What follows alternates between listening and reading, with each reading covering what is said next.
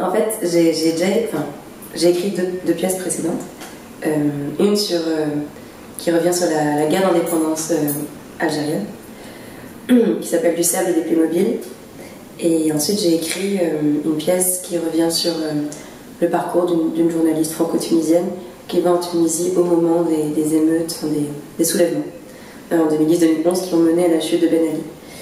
Pour ces deux premières pièces, la façon dont j'ai écrit, c'était à partir de récits que je recueillais, soit auprès des anciens combattants algériens ou d'anciens officiers d'armée française, ou en consultant des archives, en rencontrant des historiens, des sociologues. C'est du coup des fictions, des fables documentées, très documentées. Et également pour notre centre de Paul du Jasmin, j'ai été à plusieurs reprises en Tunisie où j'ai rencontré des militants, des militantes et aussi des avocats, des journalistes, et où j'ai beaucoup lu aussi. Donc c'était des fables que j'écrivais beaucoup à partir de propos recueillis, d'histoires que j'accueillais en fait. Et pour la pièce que j'ai écrite pour le festival Lyncéus, pour cette 6e édition sur le terme de frontières, pour la première fois de ma vie, j'ai écrit, en tout cas pour l'écriture théâtrale, j'ai écrit sans document et sans rencontre avec d'autres personnes pour cette pièce. Donc j'ai vraiment... je sais que j'avais une piste de départ qui était... comme ça se passait donc, en Bretagne, qui avait pour la première fois aussi j'écrivais pour l'extérieur, et je sais pas pourquoi j'avais ce film de Romer en tête, Pauline à la plage, avec quelque chose d'un peu acidulé mais cruel malgré tout. Et je sais que je voulais comme un clash de style entre cet univers un peu romérien, la nouvelle vague, que j'associais vraiment à un courant artistique français, et un autre style de parole qui est celui du reportage de guerre. Et donc comment ces deux univers s'affrontent dans la forme même. Alors cette résidence, c'était vraiment un beau cadeau parce que je suis arrivée en hiver, en décembre, et donc c'est là que les journées sont, il me semble, plus courtes. En tout cas la nuit tombait très tôt, et donc j'étais vraiment contrainte de rester là. J'avais pas d'amis pour me permettre de procrastiner ou de fuir le travail. Il y a un écrivain que j'aime beaucoup mais dont j'ai oublié le nom. Il dit que la chose la plus difficile dans le métier, c'est de rester le cul posé sur une chaise et d'affronter la page blanche, d'affronter nos peurs, mais en restant là, pas en fuyant. Et moi j'habite à Paris, et à Paris il y a énormément d'occasions de fuir, et là j'en avais pas. Du coup, ne serait-ce que d'avoir un temps assigné à ça, puis aussi d'être payé quand même, parce que c'est important de dire que c'est une activité qui est reconnue comme un travail, et donc ça change aussi, ça modifie notre rapport à notre propre activité, notre propre écriture, dans le sens où on a un cadre pour ça, fait pour ça, et il y a une attente de l'autre côté. Donc ça, c'est aussi un cadre précieux pour travailler. Mais ouais, comme je disais tout à l'heure, j'ai écrit de façon quasi magique, dans le sens où je m'asseyais et les personnages parlaient.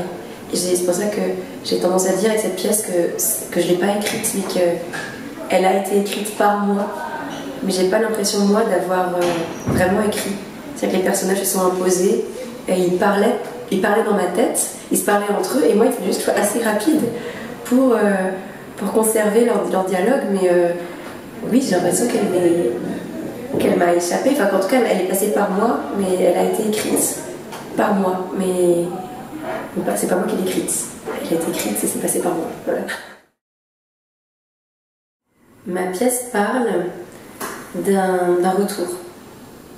Elle parle d'un groupe d'amis, une communauté d'amis d'enfance qui sont d'ici, de Binic et Table-sur-Mer, et qui se retrouvent tous les étés. Mais l'été que raconte cette pièce, il y a un événement exceptionnel qui est le retour d'un des membres de ce groupe d'amis qui revient marqué, défiguré. La pièce ne dit pas pourquoi précisément, et lui-même n'arrive pas à parler, il n'arrive pas à formuler, à mettre des mots sur ce qu'il a vu ou vécu, de l'endroit d'où il revient. Et donc cette pièce parle de comment cette communauté d'amis fait face à ce silence et à cette douleur insurmontable avec laquelle revient cet homme. Ça parle aussi donc c'est une histoire de retour, d'amitié, d'amour aussi, parce qu'il y a un des personnages qui s'appelle Pauline, qui est très amoureuse de cette personne qui revient et qui est persuadée que son amour peut ramener cet homme à la vie. et que ça passera par son corps à elle, ça passera par son lien avec lui, enfin leur lien. Donc c'est cette intime conviction qu'il peut revenir et un désir de ce groupe d'amis que tout redevienne comme avant, mais aussi du coup de nier l'expérience quasi traumatique qu'a vécu l'autre. Donc voilà, ça raconte tout ça, l'espoir que l'amitié et l'amour puissent sauver d'un drame. Et est-ce qu'on est capable en tant qu'ami ou en tant qu'amour d'accueillir toute l'histoire de l'autre avec ses drames? Le thème frontière résonne avec la pièce que j'écris, mais dès ma réponse à l'appel à projet, parce que j'étais en Tunisie moi quand j'ai reçu cet appel à texte, et j'étais dans le bassin minier près de Gafsa, dans une petite ville qui s'appelle Paladeyef, et de cette ville partent beaucoup de jeunes de mon âge. Donc c'est une ville qui est désertée par la jeunesse qui a l'espoir d'une vie meilleure ailleurs. Et ces personnes-là qui partent sans papier, on les appelle des haragas, c'est les brûleurs de frontières. Donc moi j'étais là et je vois cet appel à projet de l'INSEUS pour une ville en Bretagne qui parle de frontières. Et moi je suis de Rennes. Et donc il y avait comme une résonance, un affrontement, mais bénéfique pour moi, qui me permettait de ramener ces histoires que je recueille dans d'autres pays, dans ma terre natale. Et donc, pour toute cette pièce, je me suis excrimée à faire cohabiter les deux, c'est-à-dire un ici, très présent, avec un groupe d'amis d'enfance, et un ailleurs qui arrive avec ce personnage qui y arrive par l'eau. Et donc ça questionne, oui, le mot frontière, en fait, j'ai l'impression que ce personnage qui revient prend conscience d'une frontière qui naît au moment où il revient, mais qu'il n'avait pas expérimenté avant. C'est-à-dire que cette frontière, il en prend conscience que parce qu'il revient d'un ailleurs.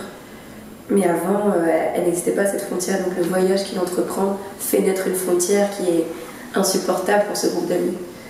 Donc j'ai l'impression que c'est en ça que ce mot peut résonner. Comment je les envisage? Avec beaucoup de joie et de jeu.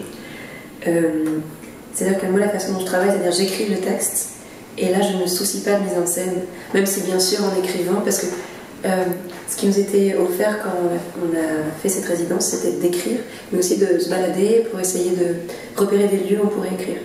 Et ça qu'à partir du moment où le lieu arrive, on commence à écrire pour lui.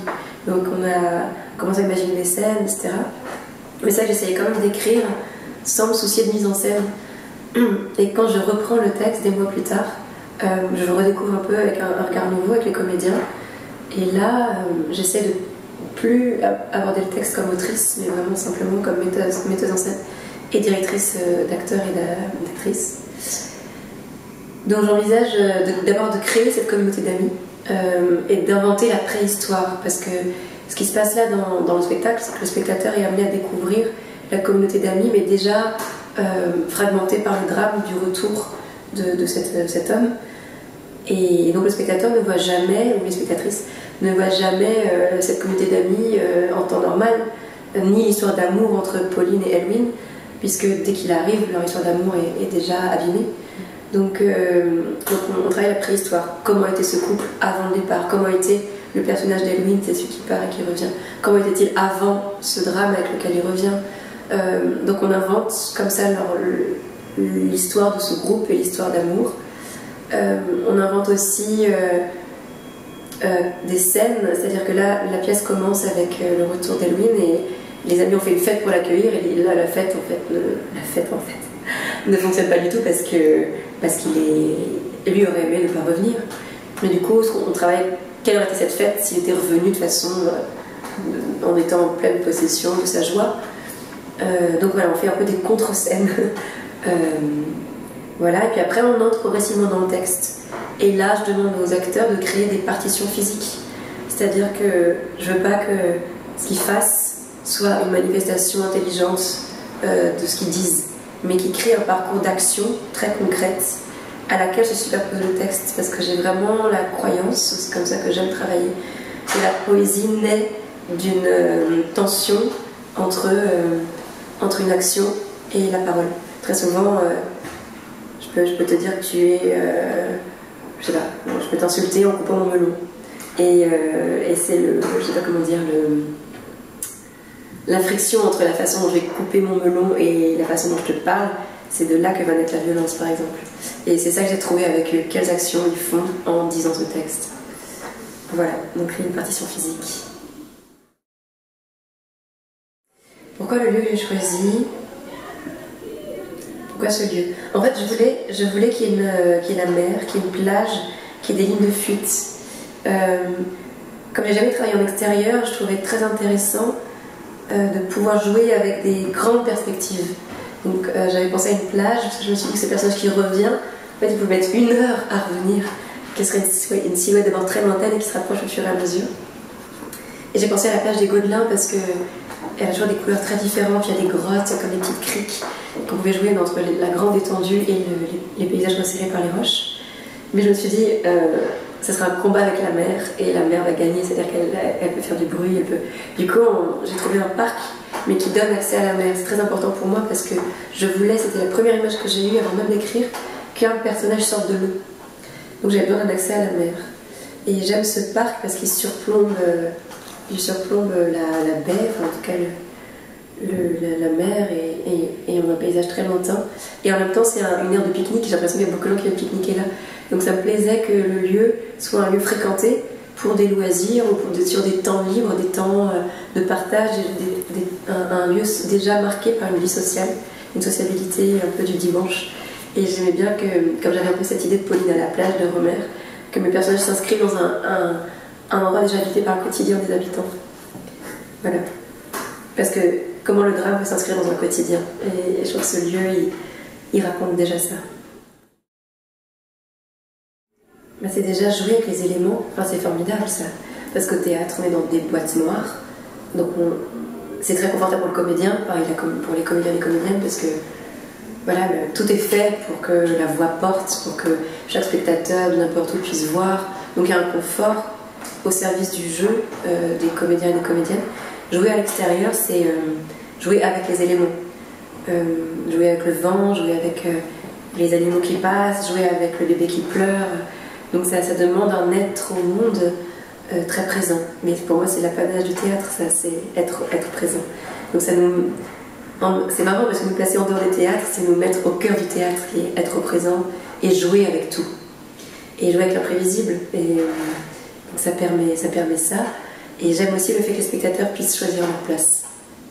Parce que quand on va au théâtre, on a une place et voilà, on est un peu assigné. Et là, ce que j'aimerais pour ma pièce en tout cas, c'est que les spectateurs puissent cheminer autour, les acteurs puissent jouer très près, jouer avec les perspectives, monter dans les arbres. Enfin, ça permet un vrai jeu en fait. Il y a un côté, les premières répétitions, je disais, mais jouer avec l'espace et créer des actions très concrètes que vous avez envie de faire. Et donc ils ont monté aux arbres, enfin, c'était jouissif. Et donc là, on retrouve vraiment le côté, oui, le jeu de l'acteur au sens jeu de l'enfant. Et donc, ouais, jouer en extérieur permet de jouer comme des enfants. Comme on joue, on est en vacances, on dit tiens, on joue au cow-boy, à l'indien, j'ai n'importe quoi, mais ça ramène ça. Mais la difficulté, c'est oui, j'imagine, pour les comédiens et comédiennes, l'espace de jeu sonore, jusqu'où on nous entend. Mais ça déplace de façon très agréable et je crois qu'on gagne énormément avec ce déplacement-là. En tout cas, là, j'ai pas spécialement envie de revenir dans une salle noire, mais on verra.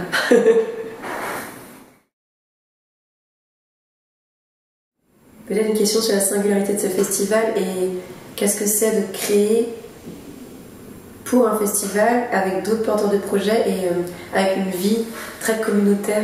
Le fait qu'on, non seulement on vient en tant qu'auteur, autrice, metteur, metteuse en scène, mais aussi on fait la cuisine, on vit ensemble, on va faire des veillées, on va tracter.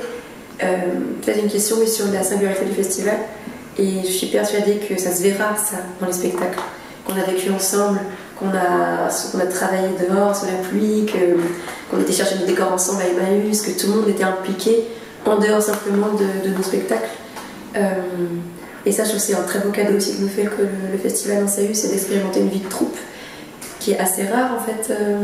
Très souvent, on est invité dans des... Enfin, on fait des productions et on est ensemble pour une production, puis après on se quitte, et puis Et là, on vit ensemble et moi, ça a toujours été un grand rêve, mais dans lequel j'ai eu peur de m'aventurer. Et eux, ils nous offrent un cadre vraiment, je vais dire le mot, idéal, magique, où eux prennent en charge beaucoup de choses, mais en même temps, on est aussi impliqué dans la vie quotidienne, dans ouais, plein de petites choses. Ouais, le fait de cuisiner ensemble, le fait de manger ensemble, le fait de réfléchir à comment diffuser le festival, les marchés, enfin, ça c'est des choses qu'on fait très peu à Paris et je trouve que c'est une chance de pouvoir écrire et travailler avec des super comédiens, super comédiennes dans des cadres inhabituels et en même temps d'avoir cet esprit de troupe et de collectif. Je trouve que c'est un très très bon cadeau et je suis persuadée que ça se sentira